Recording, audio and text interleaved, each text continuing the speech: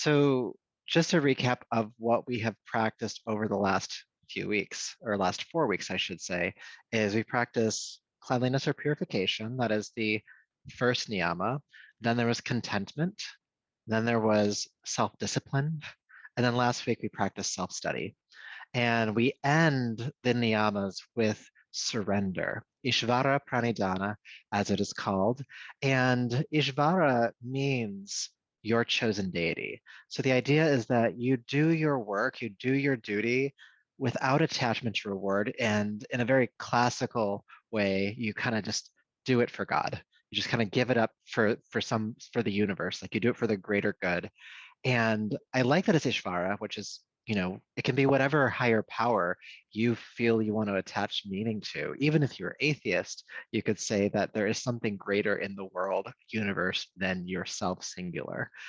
Um, it could even just be like the greater good for humanity, which actually can be seen. Like there are plenty of studies that show that like when we meditate or we practice yoga regularly, that we see the butterfly effect in our communities. If we are a parent, we probably have better tolerance toward our children. If we are a student, we have more resilience to the stresses that come with that. I teach yoga and meditation almost primarily for people who work in corporations. And I have seen drastic change in them when they show up and they do their practice week after week after week. And at first we all do it for ourselves because we want to be less stressed or we want to be more flexible or we want inner peace. But after a while, we start to let go of that attachment and we can just allow our practice to be our practice, to show up and do it because we know that it is our job to do. And when we can let go of the ego attachment to any kind of reward that comes with it, that's where we can prepare ourselves to go into deeper and more expansive states of consciousness. In several weeks, we'll get to the 3 stages of meditation, which are the last 3 limbs of yoga. And surrender is one of the key components to moving forward in a meditative practice. So just a little bit of a preview for a few weeks from now or several weeks from now is that the first stage is just concentration. And then the last 2 stages are meditation, as we can classically call it in yoga. And then there is absorption, which is the last one. And to get from one step to the next one in those limbs, you have to let go of any attachment that you have to anything. You have to basically surrender your mind, your ego to something higher than yourselves. So this is a little preview for the things that have to come next. And again, we do all of this to suffer less. We do all of this to create less suffering in the world around us. So even in surrendering, we have the goal to be happy. We have the goal to be happy. And so that's what we'll practice tonight through a couple of different ways. One is to connect to source, as we'll call it, and you can call it whatever you want to, but that's the vernacular that I will use today. It just means something greater than yourself. And the other is to notice when you start getting attached or when you start having an agenda show up around your practice.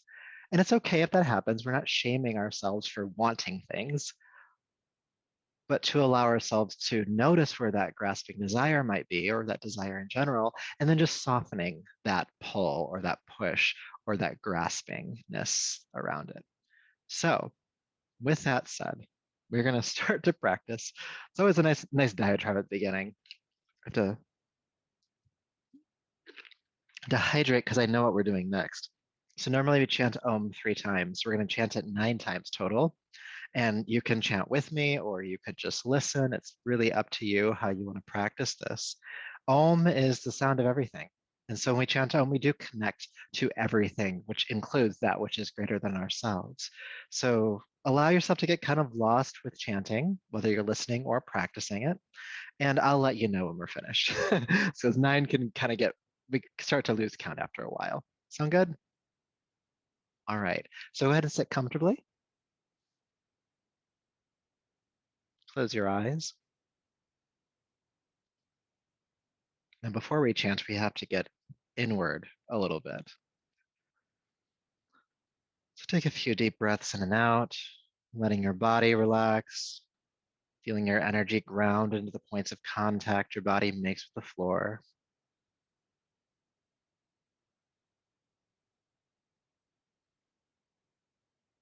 And feeling your breath relax.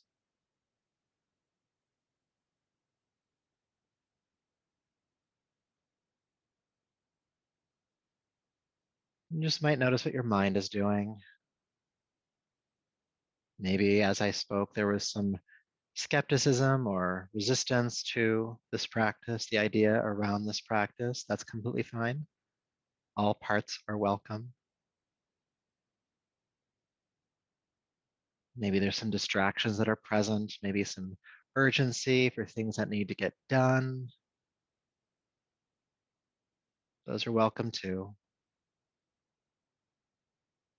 But you can think about all of these pushes and pulls of the mind as effort, just kind of like as you're walking around, or if you're lifting weights, or if you're even practicing yoga, or you're efforting.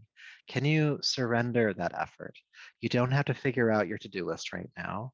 You don't really need to protect yourself through skepticism or even being leery or even having resistance. Like there's no need for that right now. Just remind yourself that this is a safe space. Surrender that effort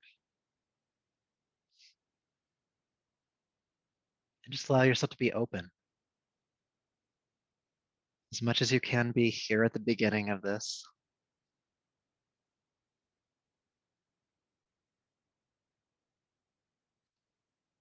And with that openness, or more open than we might have been before, let us chant Om 9 times and just let yourself get lost in it. Again, I'll remind you when we're done, and you can chant at the same time as me. You can chant when you run out of breath. It's really up to you. So, taking a deep breath in, let's begin.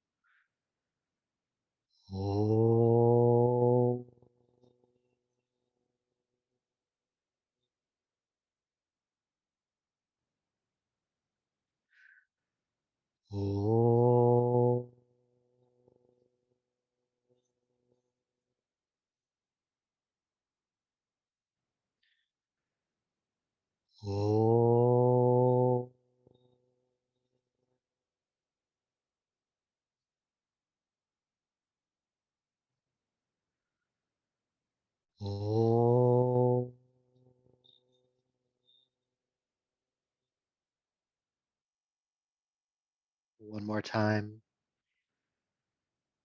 Oh.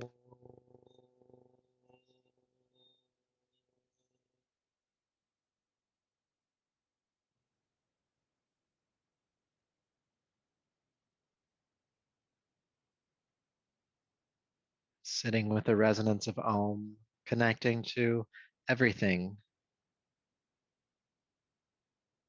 connecting to that which is greater than yourself, your chosen deity, your source, that which feeds you, that which uplifts you, energizes you, heals you, relieves you.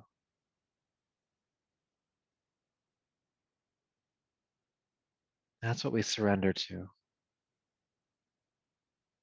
because it's the work that we are here to do. And the connection to source, the surrender to source, is its own reward.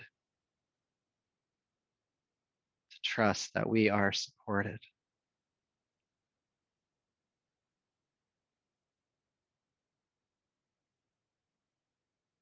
Allowing yourself to take a deeper, fuller breath. Please bring your palms together, bowing to that source. Of course, yourself, your body, your energy, your breath and mind, but especially tonight, honoring that which is greater than you. That's what we practice for. I'm gonna go ahead and rub the palms together. And take the heated palms over your eyes. Brushing back over the top of the head, down the neck, bringing yourself gently, carefully back to the space around you. It's going to be a bit of an esoteric class. It's okay. So let's come onto hands and knees to start. Table pose. Bringing the hands under your shoulders, knees beneath the hips or slightly further back. Inhale, look forward, feel the tail lift. Exhale, balasana, child's pose. And then inhale, float back up. And let's just keep going between these two poses, please. Inhale, rising. Exhale, releasing. Warming up the shoulders, the spine, the hips, the legs, linking your breath and movement.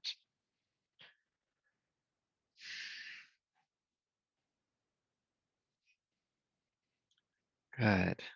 And let's add downward facing dog to this flow. Inhale the hands and knees, curl the toes under, lift the hips, down dog. Then float gently back down onto hands and knees and child's pose. And let's continue to move between these three postures. Hands and knees on inhale, down dog or child's pose on exhale. Just allow yourself to keep moving. Moving with the breath. So you're inhaling as long as you're moving to hands and knees. You're exhaling as long as you're floating back to child's pose or down dog. Now, part of connecting to source, that which is greater than yourself, and also building that relationship with it so that you can more easily surrender to that will, whatever that might be, is just to practice the connection of it, to allow yourself to be led more intuitively. And so from this flow that we're in right now, forest to child, forest to down dog, we're going to move into a practice called Sahaja Yoga, which is self-arising yoga. So, feel into your body, how your body is feeling right now, what might need to be warmed up a bit more than what I'm actually saying. And then just allow yourself to start to explore other postures. And I'm going to encourage you to keep moving, especially as we're warming up. So if you're not sure what to do, just keep moving between the three postures as we've been doing. But maybe you want to move into Danda Kriya.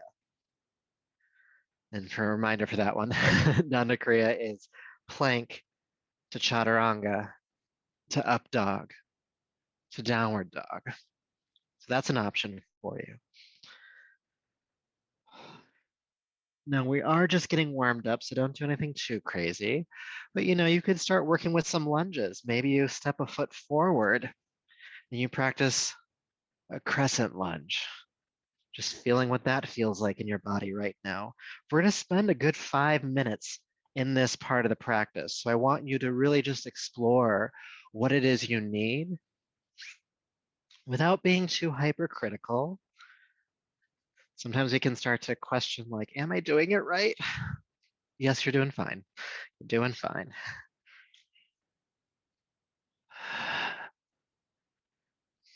And the continued movement allows you the space to not have to question yourself on what you should do. And again, if you end up in that space, you just come back to forest to child's, forest down dog.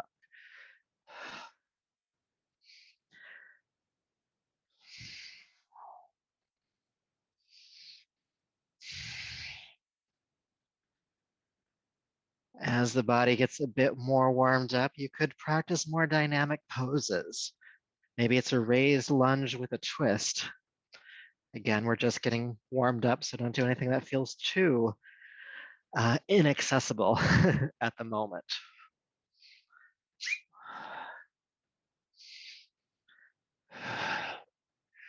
And kind of going back to what we said earlier, That when that critical mind kind of kicks in, starts to really question what you're doing, if it's right, if it's the thing to be doing, remind yourself that that's effort and then surrender that effort. That's not what this is about right now. Critical thinking, positive or negative, is not necessary in this moment. The point is to just flow with whatever feels like it's coming through you. After a while, it might turn into warrior poses.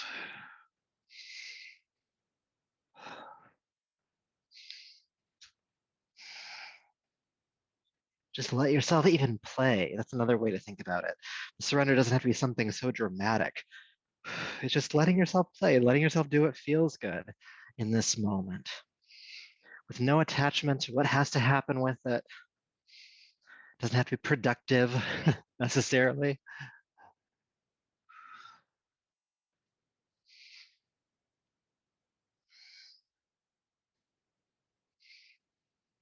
Just try things out.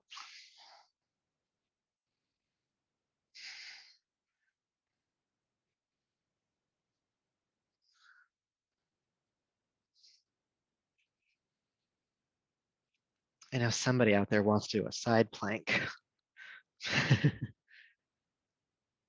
Or maybe you don't. Maybe you don't.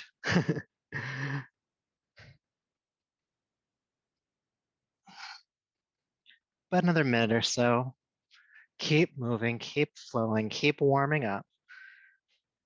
If we have to have an intention here, that's what it is. We do want to warm up the body a little bit, but how we do that can be quite open.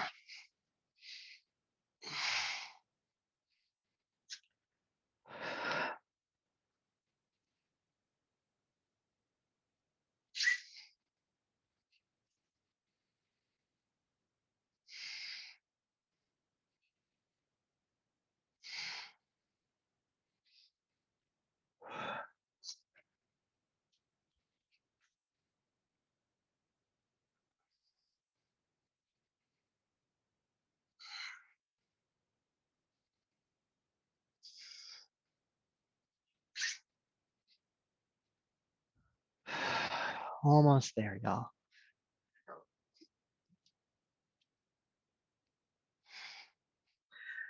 Part of the reason why we practice this for so long in spurts is so that you do get to a point where you're not sure what to do. That's where you can really learn to allow yourself to be led.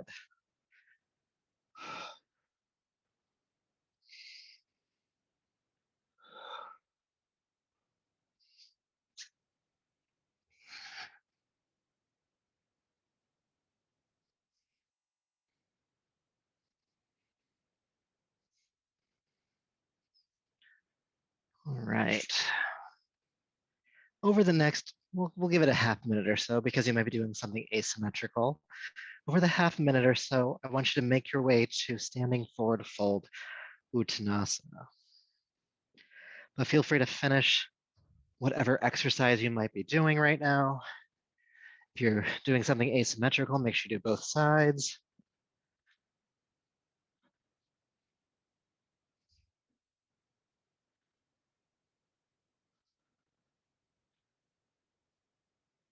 And eventually, you'll come to the standing forward fold. And when you do so, just feel, just be present, allowing your upper body to drape over the legs. Relax the head, neck, and shoulders, arms.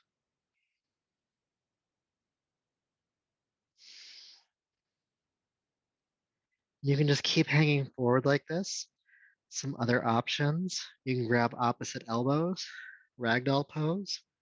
You could also interlace your fingers at your lower back and lift your arms off your back. Do what feels right.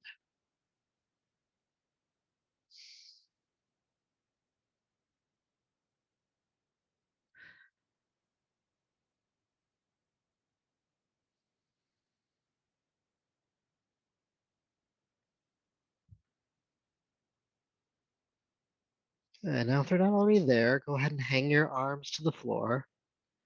Then inhale, press palms to shins, come into Ardha Uttanasana, halfway up, chest parallel to the floor. Then exhale, fold back down.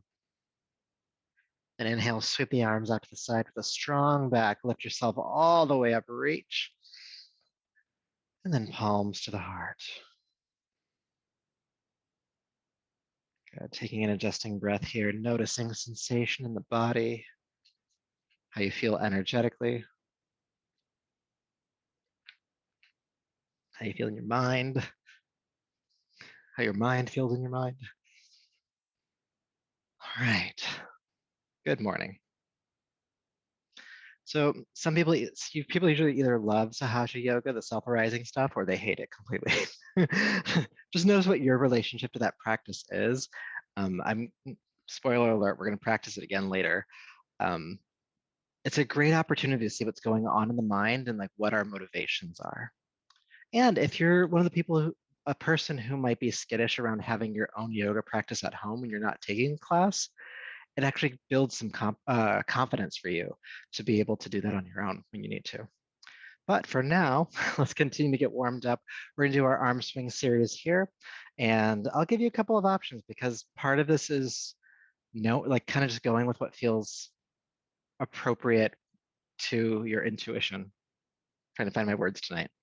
So the first version is the more simpler version, and that'll be inhale, arms up, inhale back, inhale up, then exhale, jab the elbows back. Feel free to practice that one, it's beautiful. You can also practice the body drop version, which is arms up, back, up, and then bend the knees, drop the body, swing back to inhale, come up for the next round. For both variations, it's a 3-part inhale through the nose and 1 powerful exhale out of your mouth with the movement. And we're gonna go for about 2 minutes, so pace yourself so that you can make it to the end, all right? So whichever version you're doing, have the feet stacking underneath your hips, nice stable stance so that you don't fall over. Good, finding your breath. Again, we're inhaling through the nose, exhaling out of the mouth. Let's go ahead and begin. Inhale up, inhale back, inhale up, exhale. Inhale, inhale, inhale, exhale.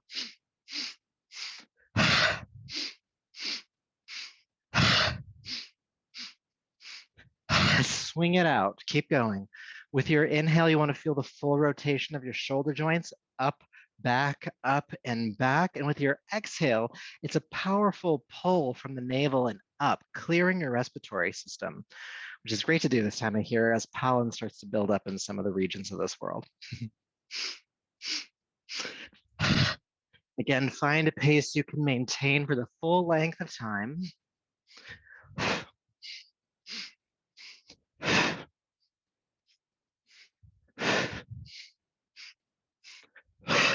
And as you're practicing, as you keep going, think about what it is that feels like it's greater than yourself. You might actually have a spiritual practice and you know exactly what that is. Think about that thing. If you don't, think about the expansiveness of the universe or the fact that you are connected to this earth and this earth provides for you so constantly. Like there is something greater than you. Just think about that support as you're practicing and allow this movement that you're doing to be in support of that. You're about halfway done. Keep going.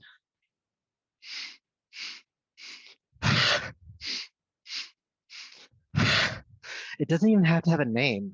It can just be an idea.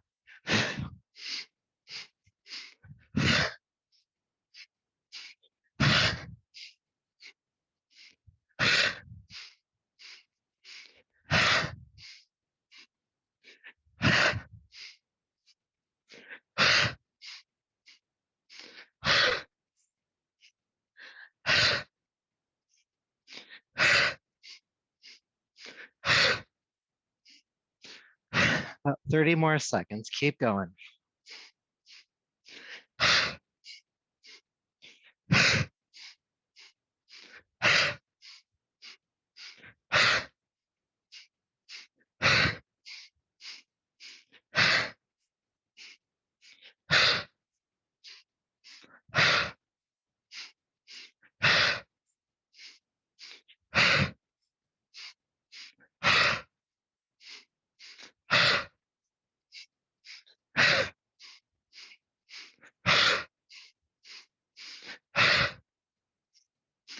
3, 2, and 1. Back to standing, release. Breathe through your nose. Try to steady your breath. Feel sensation in your shoulders, your arms, your hands, cooling in the nostrils, clearing in the lungs.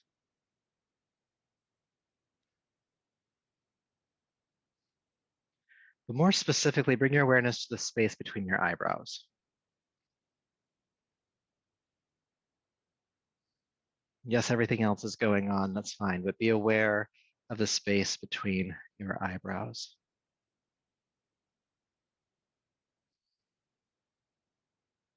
And allow your chin just to tuck down slightly. It's called Jalandhara Bandha. Just pulling the chin toward the throat. It's not dropping the head. It's just kind of a gliding back of the head, if you will. And then take a deep breath in. Hold the breath in. Focus on that point between the eyebrows. Maintain that Jalandhara Bandha, that chin lock. Hold the breath in.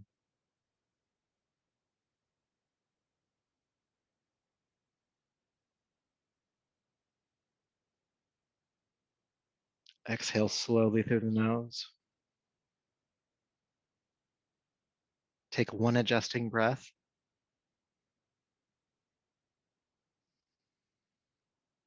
Come back into the chin lock. Focus between the eyebrows. Take a deep breath in and hold again if you can.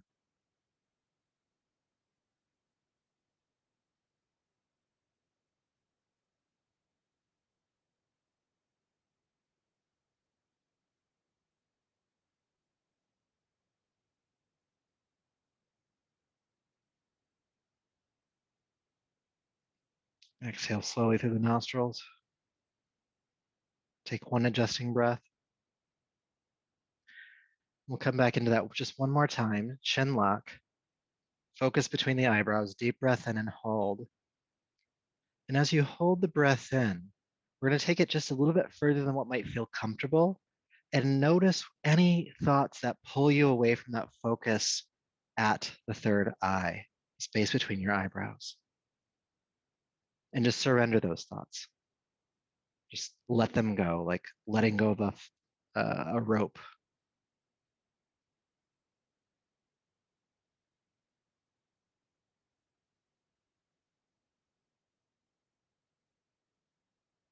And exhaling softly through the nose.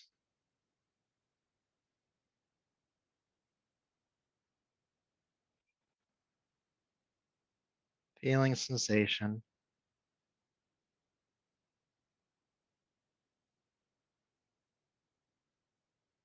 And then take a deeper breath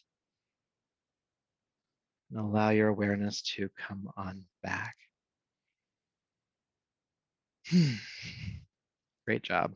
However far you were able to go with that pranayama. I know it can be a bit hard to hold the breath for so long, but it's good to see where our limits are. And when we work with imagery around the third eye, that's in the chakra system, like that's the connection to what might be higher to ourselves, where we tune into intuition. So that's a great way to help quiet the mind sometimes. But let's go ahead and continue on. I'm going to have you lift your arms overhead now. Relax your shoulders. Have your feet stacking underneath your hips if they're not already. Take a deep breath in. Then exhale, bring your right knee into your chest, and then place it back down. And then exhale, left knee to chest. Inhale, place it down. Right knee, down. Left knee, down. Right, left. And just keep going from side to side. And we're going to make it a bit more interesting. You're going to do opposite arms, opposite legs. So as you bring your right knee up, bring your left elbow down, and then extend, and then switch from side to side. Marching crunches, opposite arm, opposite leg. And as you do, bring the knee up and the elbow down. You want to feel a slight tug behind the navel, an engagement of the core. And this can be a forced exhale. And to make it a bit more interesting, as you bring the elbow down, take it across the knee. So there's a twist happening in the spine.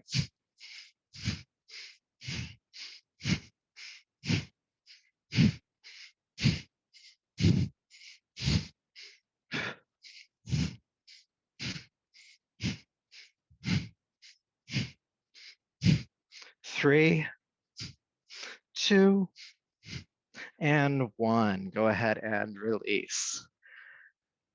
Whew, deep breath in and out. All right, so to finish off this series that we're in right now, we're gonna do our swinging from side to side.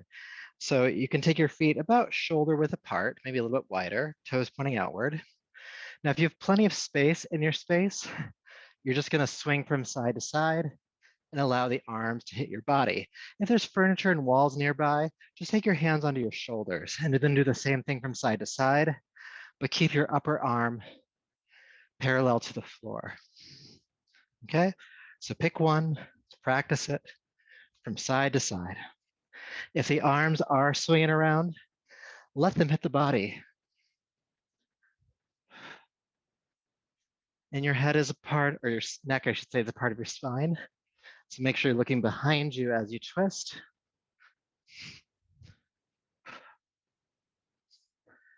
Good, keep going. When we're twisting constantly like this, the breath can become shallow. So if that's happening for you, just take a deeper, fuller breath as we're unwinding this tension in the spine. From side to side. Now, this repetitive rhythmic movement is a great time to surrender because you're not doing any like balancing postures. You're not doing any inversions. You're just swinging from side to side. So see if you can just let go of effort here. Maybe again, you might meditate on that which is greater than you.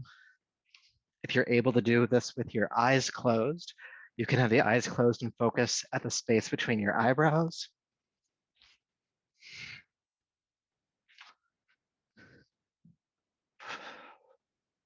From side to side.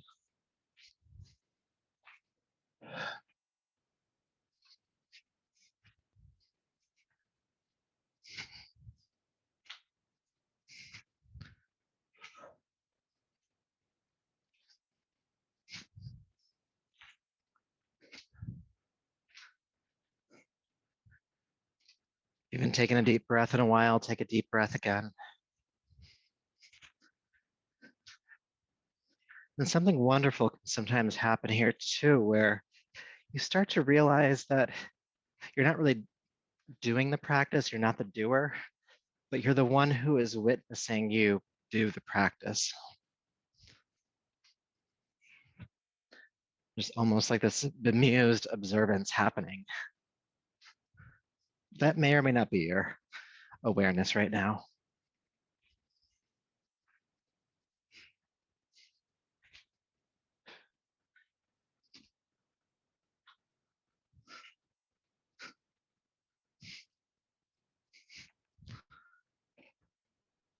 About 15 more seconds.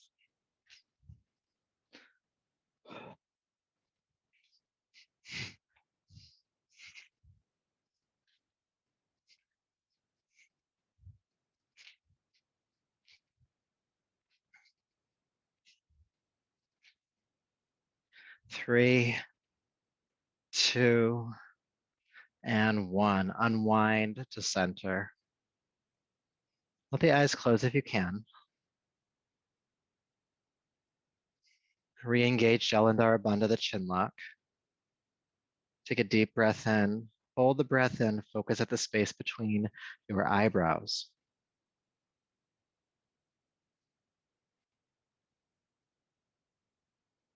Holding in just a little bit further than what feels comfortable. Just a little bit. And when it's time for you to exhale, softly, slowly through the nose. Don't drop the breath. Just let it be slow.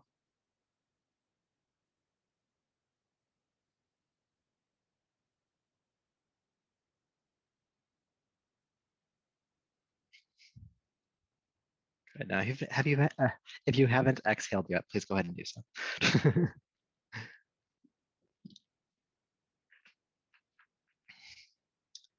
So we're going to move through a simple sun salutation for 1 or 2 rounds.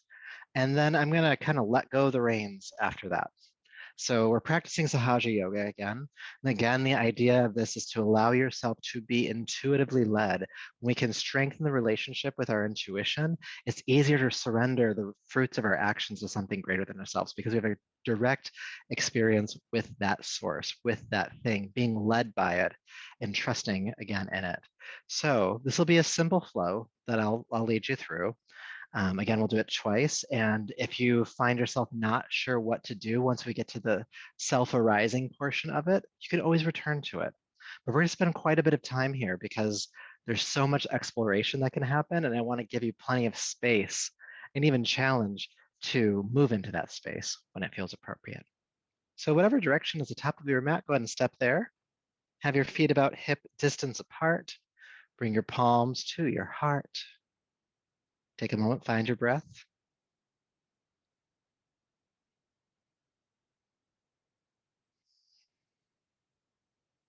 You might be lightly aware of that space at the third eye, space between your eyebrows.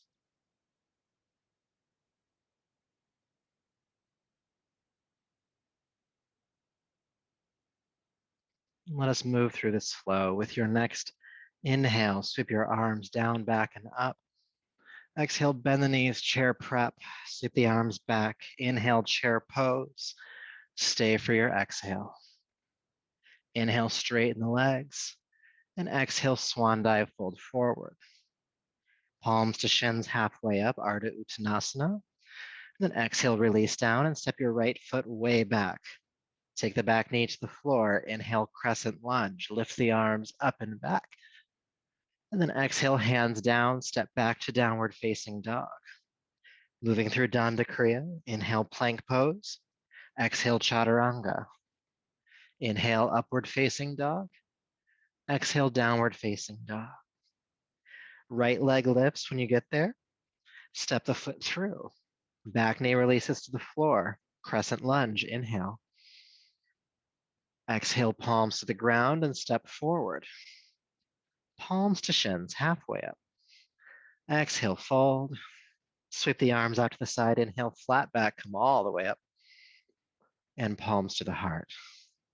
Good. I'll lead you through it one more time. Inhale, sweep the arms down, back, and up. Exhale, bend the knees, chair prep.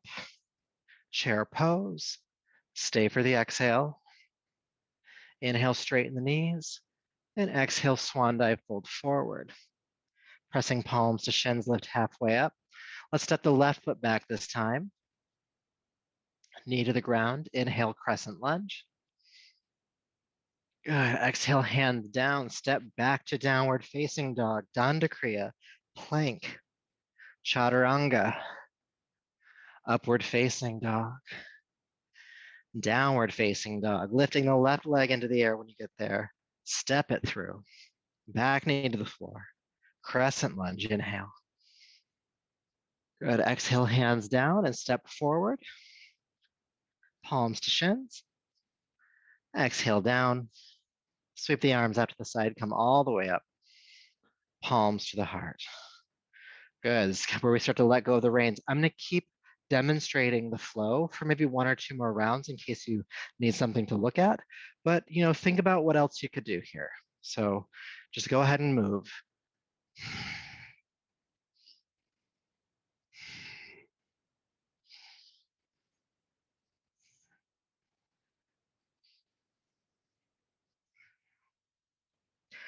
Maybe you want to do a raised lunge instead of a low lunge where the knee is off the ground. It could be as simple as that. Doesn't have to be anything too fancy.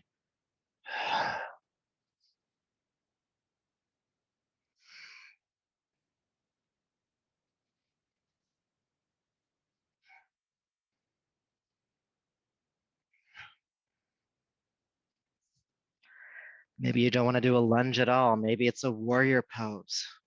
Maybe you're really feeling that tonight.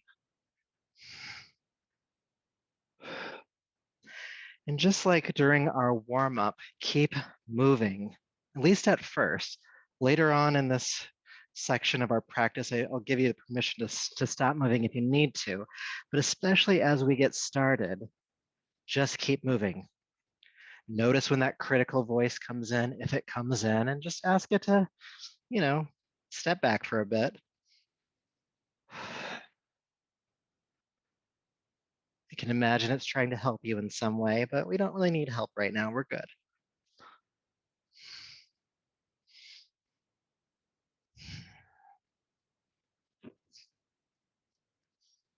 Keep flowing, keep moving.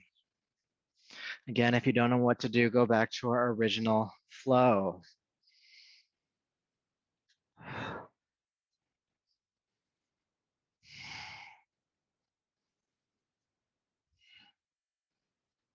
What needs to move in your body? What is your body asking for? There's so much wisdom there. Maybe it wants a warrior two. Maybe that turns into a reverse warrior. Maybe it turns into a side warrior. Maybe all three. Who knows? Let yourself experiment here. Maybe you find the Danda Kriyas really aren't working for you. You don't really need that in your life right now, so you can skip them, or you can do, you can go down to your belly and do cobra pose instead.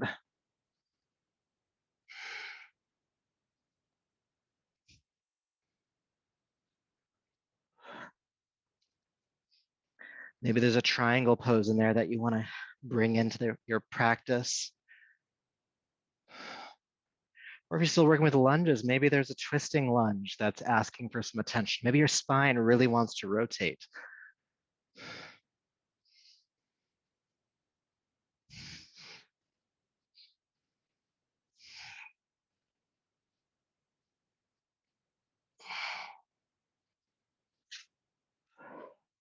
Keep moving, keep flowing.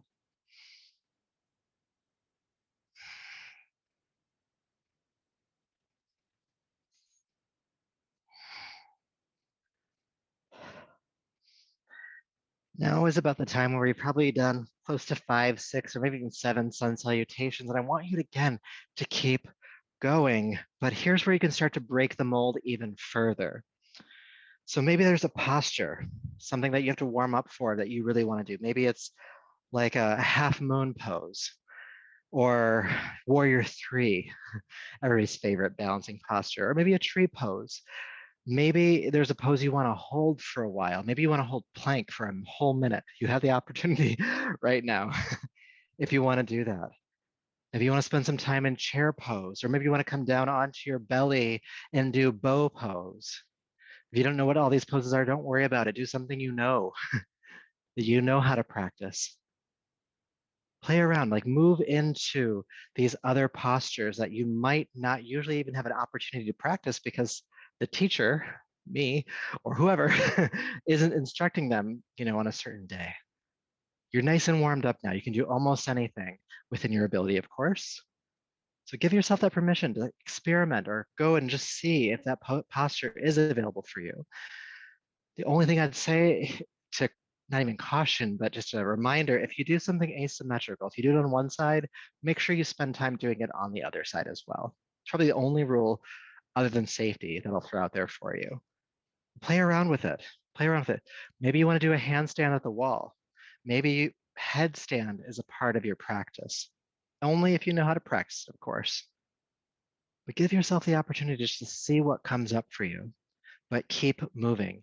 If you find you want to freeze because you don't know what to do, go back to the original flow. Just go back to it every single time. If you know why you're stopping because you want to stay in a pose and it's feeling good, then you can stay. That's the difference there. If you stay because you're frozen because you have this critical voice, it's like, what do I do? That sounds dumb. Then relax that effort, go back to the original flow. We're going to practice for another couple of minutes at least. So just see what is there for you. Push yourself beyond the comfort zone here. I know it's nice to have me leading you all the time and I enjoy doing it, but only you know exactly what it is that you need. And you can tap into that intuition. If you are holding a pose for a while, think about your third eye. Bring your awareness to that focal point and keep going, whether it's focusing or whether it's moving. Stay in the practice, which is one of the precepts of yoga. Staying in the endeavor. It's hard to do, but you're here. You already showed up. Keep moving. Keep practicing. Keep going. It doesn't even have to look like yoga. Maybe it's something you learned in a workout class. That's not yoga. Yoga can be a workout, but it's more than that. We know that.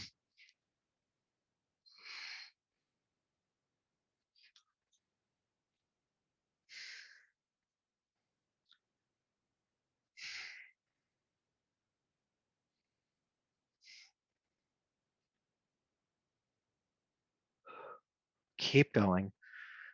I know the longer we practice this part, the more that we're like, what do we do now? What do I do with my hands? Just keep going. Just keep practicing. Exploring what feels good, what feels right, what feels like it's going to serve you in this moment, which might not be what always serves you. Maybe you want some challenge. Maybe you don't want some challenge. Maybe you know you don't need that tonight. That's fine. That's fine. But keep practicing. We'll give it another minute and a half at least. Again, it's okay to hold a posture. Just know why you're doing it.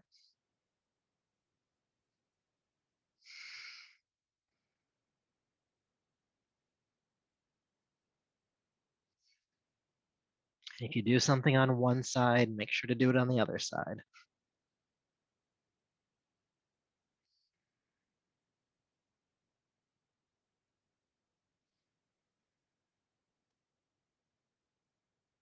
And over the course of the next half minute or so, finishing up the Sahaja Yoga portion of our class, and find your way slowly as you're ready to Tadasana, standing tall. If you need to do the other side, do the other side. But slowly make your way, start to wrap up this self-arising portion.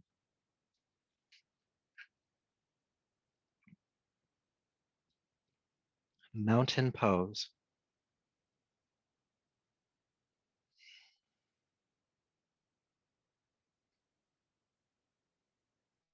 Feel yourself as mountain pose, Tadasana, aware of that third eye, that perspective looking out over the landscape from the top of this mountain that is you. And there's the sky above you. There's the connection to that which is even greater, even more expansive than this perception, this perspective that you have.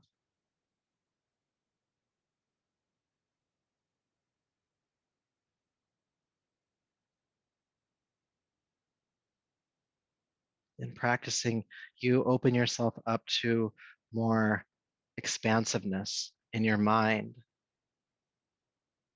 which allows you to have greater understanding for the world around you, greater compassion, greater love, even for yourself, for other things in the world, other people, beings, situations.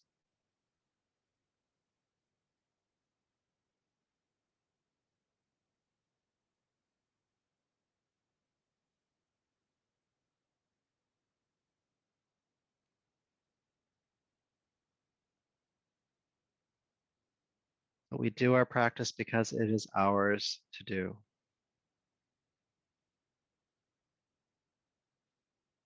So taking a deeper, fuller breath, then bring yourself on back. All right. You might have practiced something you hadn't thought of in a while. It's great to do. It's great to do. So I'm going to invite you into inversion next. And yeah, there are a couple of variations for it. I'll teach them the full version first, and then I'll give you some options. So you can just watch me first if you'd like to. We might have done this one a couple of weeks ago. I really can't keep track of time like that right now, but I think we did it recently. It's Viparita Karani, or half shoulder stand. And you'll start in bridge prep. Of course, if you know this pose already, you can just come into it.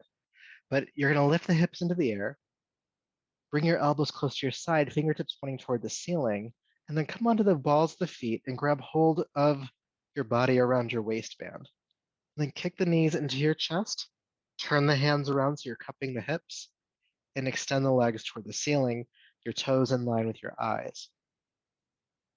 And this is Viparita Karani. It's not full shoulder stand. We're still holding the weight of the body in the hands. And it's not plow pose. We're not taking the feet all the way overhead. Now, if going upside down like that is just not a part of your practice today, you could do legs up the wall. You can scoot to the wall and just take the legs up and hang out here. You could just hug knees to chest. And even if you don't want to do that, you could do crocodile, coming down onto your belly and taking the head onto the back of the hands. Okay, so find your way into one of these postures.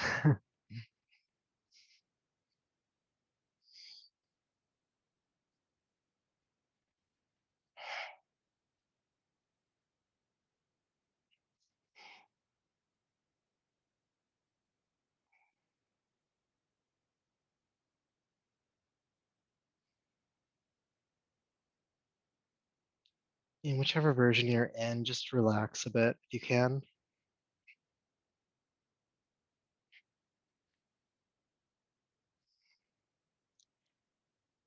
If you're able to have the eyes closed, focus on that space between the eyebrows. And if your eyes are open, that's okay. You can just be aware of thoughts.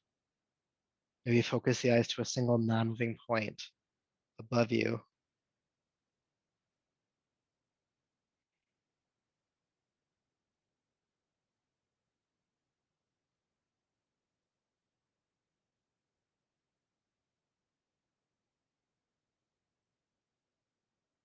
And notice the thoughts that try to pull you away from this focus. Relax that effort. There's nothing to figure out here. There's nothing to analyze.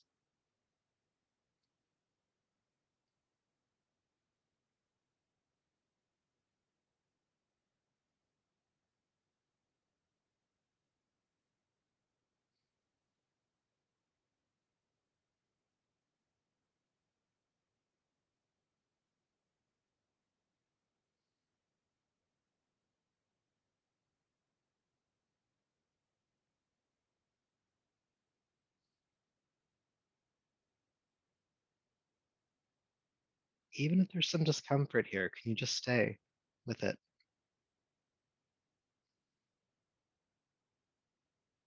Sometimes we have to face discomfort.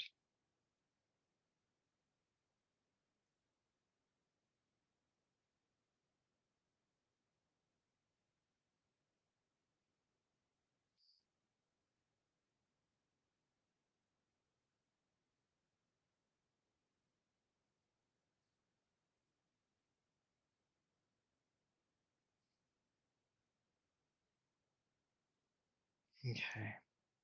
So if you're in full half shoulder stand, go ahead and bring the knees into the chest and carefully relax onto your back.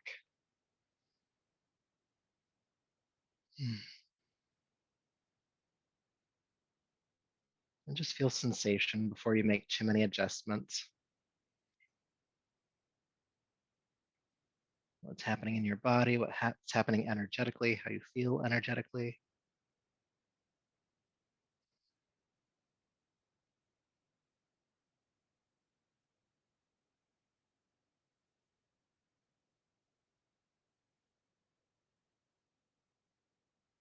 And taking a deeper breath, please. Take your time, but please roll onto your abdomen. Just rolling over onto the belly.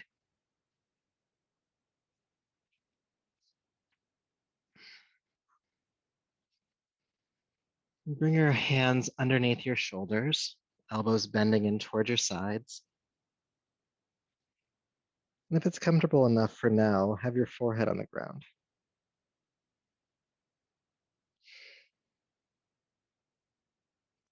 Now I'll give you a heads up here. We're going to practice locust pose for 60 seconds.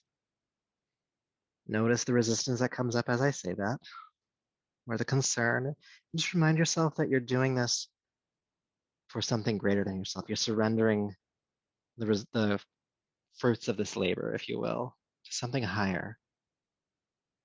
Let this be in service of that. It's not about your body. It's not about your practice necessarily. It's just about doing the duty. It's about showing up for it and doing as much as you can. So with an exhale, press your pelvis into the ground. With your inhale, lift the head, chest, and legs. Just float up. Don't think about it. Just do it. And if you're able to have the eyes closed, focus at the space between your eyebrows. And try to breathe as calmly as you can.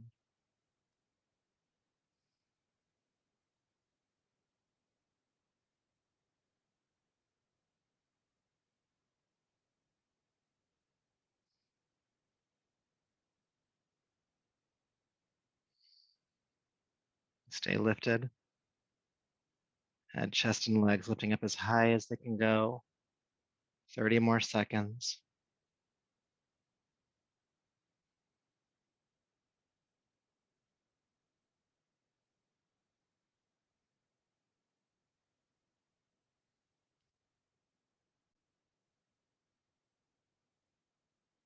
Ten more seconds. You can do it. Stay lifted. Lift up higher.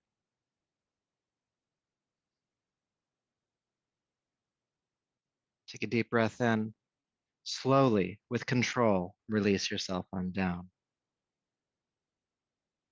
Keep your focus at the space between your eyebrows. Don't identify with the body. It's okay.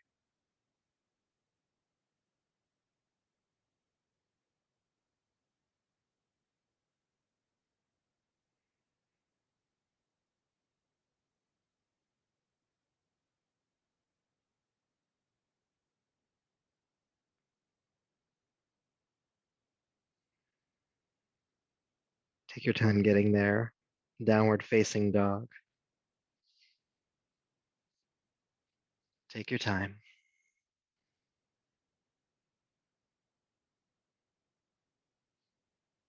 Taking deep breaths in down dog.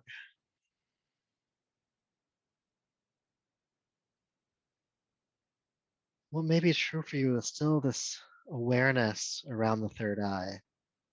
It's like, yes, there's things happening in the body. The mind might feel quieter. Your focus just might feel stronger. It's as if you have that nice open ear to intuition.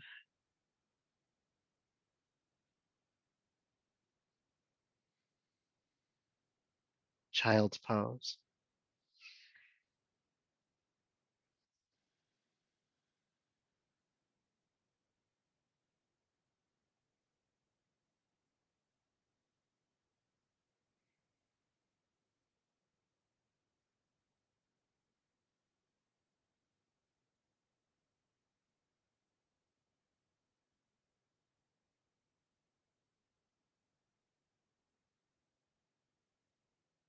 All right, taking a deeper, fuller breath. Go ahead and bring yourself back up.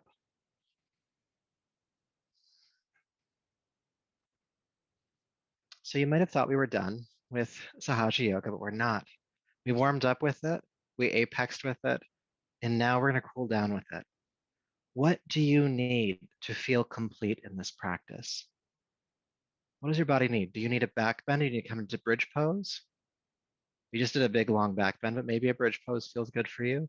Maybe you find you really need to lay down and twist. Again, if you do something on one side, make sure you do it on the other. Maybe you just want to stay in child's pose for a bit. Nice forward bend. Maybe you come onto your back and do knees to chest. Maybe you sit up and you do butterfly and fold. Maybe you do butterfly on your back and you bring your feet in toward your body here. Spend the next 2 to 3 minutes answering the question, what do I need to feel complete in this physical part of our practice tonight? And then answer that. Answer that with your practice. Don't worry about it being right or enough. Again, that critical voice, very helpful, but we don't need it right now. You can just relax back.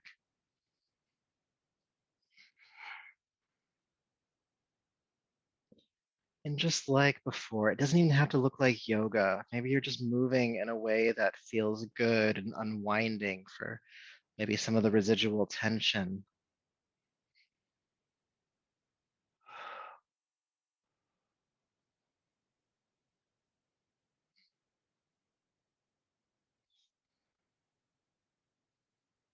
And you don't have to keep moving.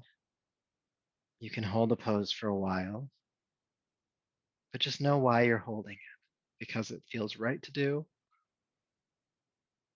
but not necessarily because you feel frozen about what else to do.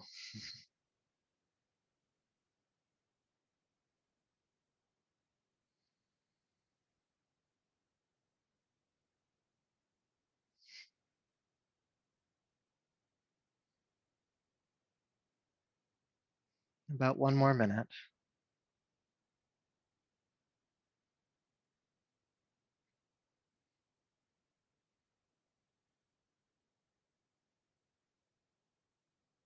When you feel complete in this part of our practice, you still have time to finish up. But when you do feel complete, you'll lay down on your back and you'll hug your knees into your chest.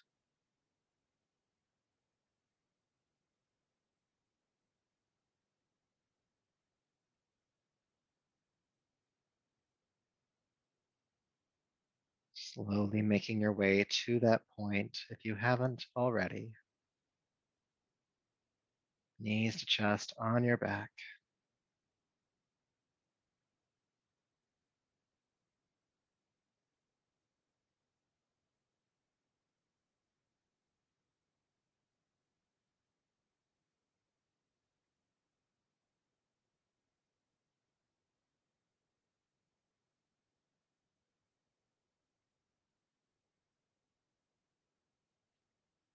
All right, so when you feel complete with knees to chest, go ahead and extend your legs to the floor.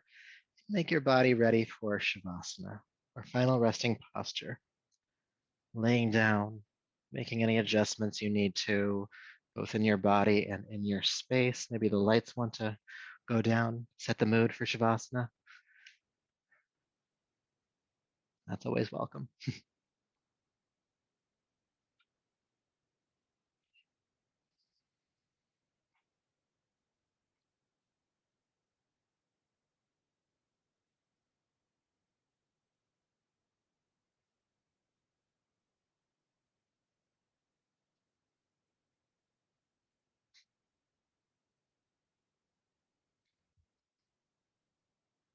And once you're on your back, allow yourself to relax.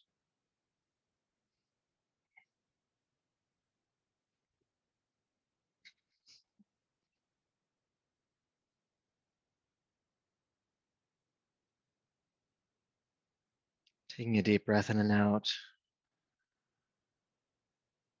Bring your awareness once again to the space between your eyebrows.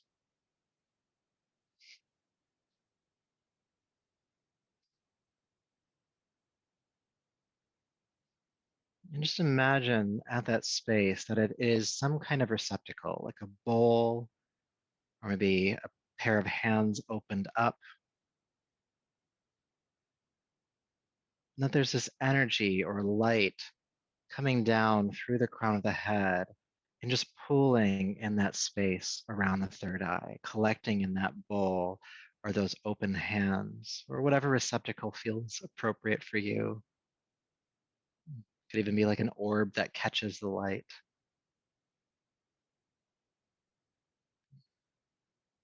Feel an openness, a receptivity to guidance, to nourishment.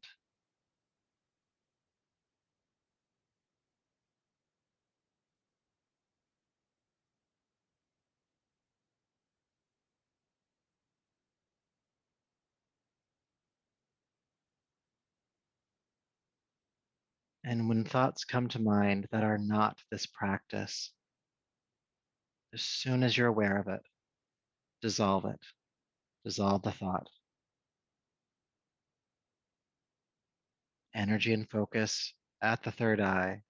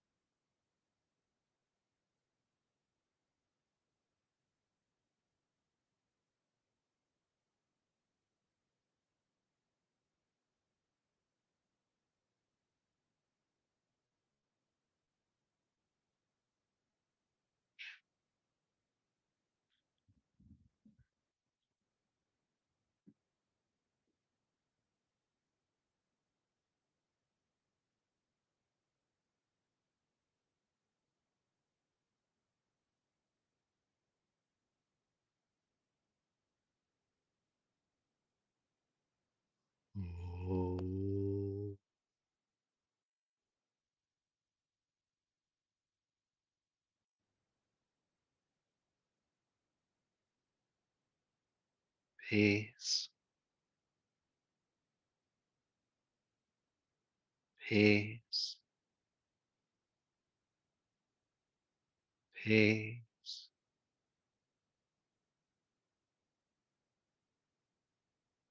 Allow yourself to take a deeper breath, please.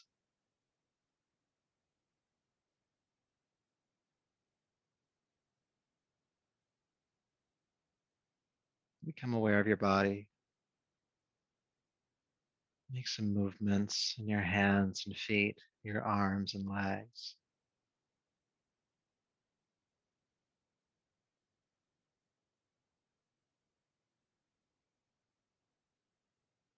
And take your time as you roll to your right side.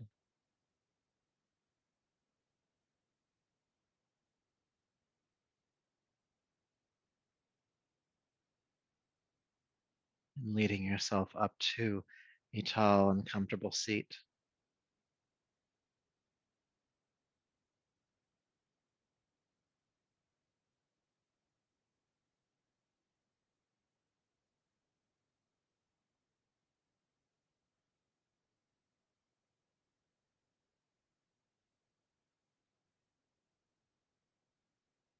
And sitting tall, allow your eyes to close.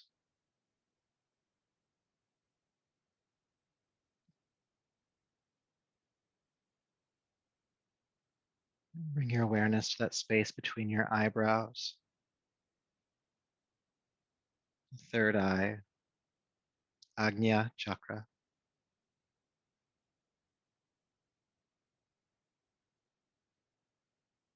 the place where we can access intuition, connect to source, that which is greater than ourselves. Ishvara. What is Ishvara to you? Do you have an answer? Do you have a feeling of an answer? An openness of an answer?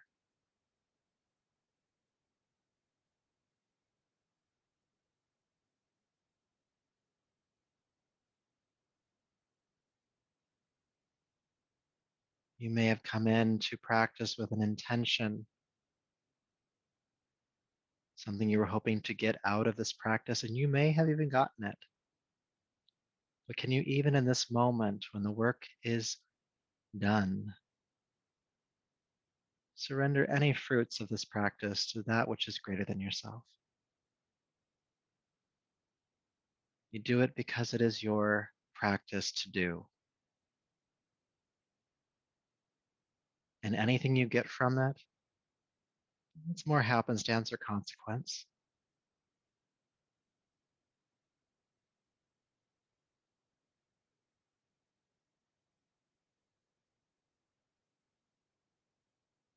It reminds me of a saying that we don't practice to achieve enlightenment.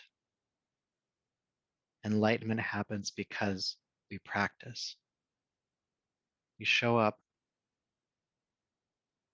we let go of harsh expectations or any really at all, and we practice. And because of that, our lives are better. We suffer less. We cause less suffering.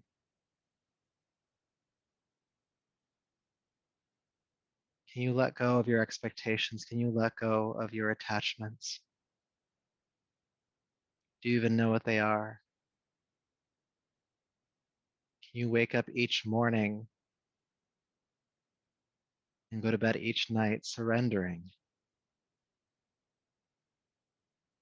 Not in a sacrificial way. You're not giving anything up. You're allowing yourself to receive everything. When you get out of your own way,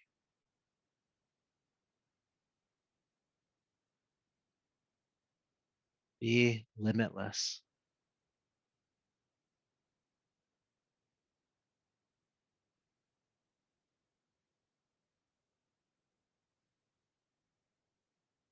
Allow this to be a continued contemplation, not just tonight or this week, something you return to time and again.